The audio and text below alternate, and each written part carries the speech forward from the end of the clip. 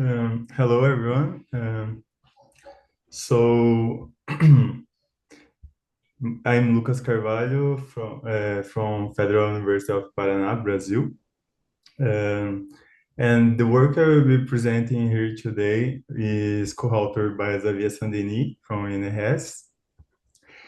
And in this paper, we want to explore the relationship between job displacement effects and economic recessions. To do that, we work with Brazilian labor market data over the last 2 decades. Um, and in this paper, it's important to clarify that we understand job displacement as the terminations or separations that occurs by economic or business reasons, not including those with for individual performance or health issues. And in this presentation, I will be working with the term job displacement as a synonym of layoff and job loss. So some context in our work just is well understood in the literature that displaced workers are expected to face negative effects in subsequent career outcomes. It is also known that unstable work history increases the individual probability of future job separations. Uh, Also, job loss effects are usually understood as a consequence of human capital or specific skill losses after a layoff, which sometimes can be followed by an unemployment experience. Um, and class position plays an important role in the earnings distribution and helps to explain the unequal income returns on the labor market. And for this project, we consider that class position plays also an important role in job loss effects. And finally, during recessions, the layoff rate is higher and the earning losses increase and the career planning becomes harder. So this is a bit of context of our work. Our research questions are related with effects of involuntary job losses in career outcomes, mainly in terms of earning losses in both expansionary and recessionary economic periods. We mainly want to answer these two questions. First, did the recent recession in Brazil increase the earning losses after displacements? And second, does class position impact the effects of displacement during recessions? Um, our So our data is the annual social information report, which is an longitudinal administrative employee data set.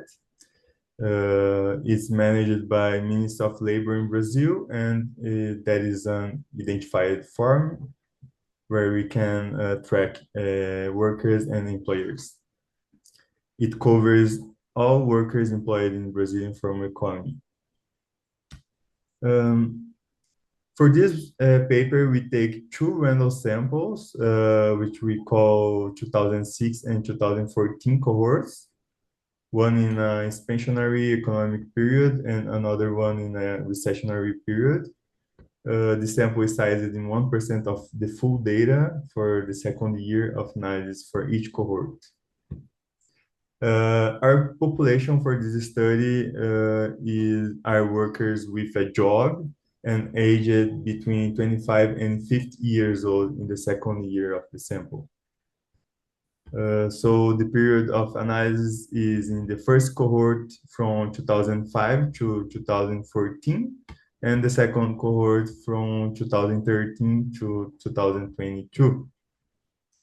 In the final final data, we get uh, a data set with around 3.6 million of registers. We set 4 regression models using OLS methods. Our dependent variable in this study is the logged expected annual earnings. As independent variables, we choose year, separation status in the second year of the data, for example, cohort, and class based on EGP class scheme.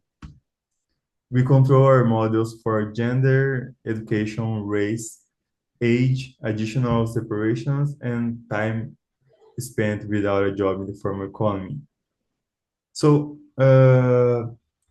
let's go for our results. Here we can see our 2 first models. And in the left side of the presentation, that is the model 1, which where we can see that there are 2 cohorts, the cohort in the expansionary economic period, 2006, and the recessionary cohort, 2014. And here we can see each line represents the black line represents the displaced workers, and the brown line represents the non-separated workers. We consider the separation in the dotted line. The dotted line represents the cutoff year for the separation. So in the model 1, we control only for socio-demographic control, and we can see that displaced workers face a decrease in subsequent earnings after the displacement in the recessionary cohort. This doesn't happen for this expansionary cohort, but we can see a lower increase in the earnings. In the model 2, when we control for additional separations and time without a job, we can see that for the expansionary cohort, the gaps between displaced and non-separated workers close after 6 years. So which means that displaced workers can overcome a layoff, the layoff effects after 6 years, if not included additional separations and unemployment spells. But for the recessionary period, workers don't recover the earnings after even when controlling by additional separations and for time without a job.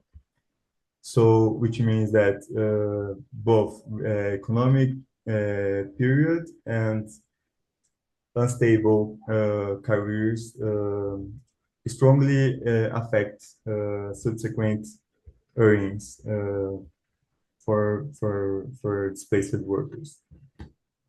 In our next model, we include the class in the class position in the model interaction with the class position, and we can see in the top of these graphics that we have here the non-skilled workers at the top. At the middle, we have skilled workers, and at the bottom we have white-collar workers. So, and in the model 3, we control only for socio-demographic characteristics, and the model 4 will include additional separations and time without a job. So we can break it down and see it in a bit more of detail. So we can see here that workers, skilled workers displaced in a recessionary period, and looking for the model 3, face a decrease in earnings even after 8 years of analysis. But when we control for additional separations and time without a job in the model 4 in the right side of the presentation, we can see that displaced worker in expansionary economic period can overcome the job loss effects after 2 years. But for displaced workers in the recession cohort, they overcome only after 4 years.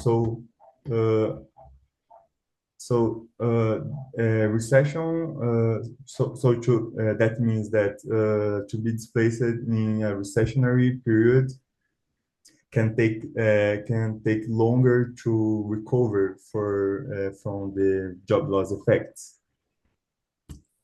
For non-skilled workers, we have a bit different result. We also see a decrease in earnings for displaced workers in economic in recession cohorts, in the recession cohort. And but when we control for additional and separations and time without a job, we don't see a negative effect of separation, which can be explained by the characteristic low earnings for non-skilled workers.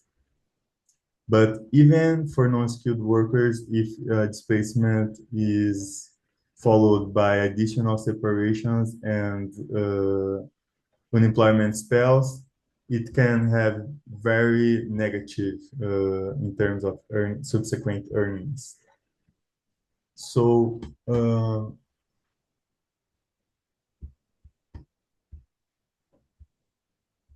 and finally, for white-collar workers, we can see that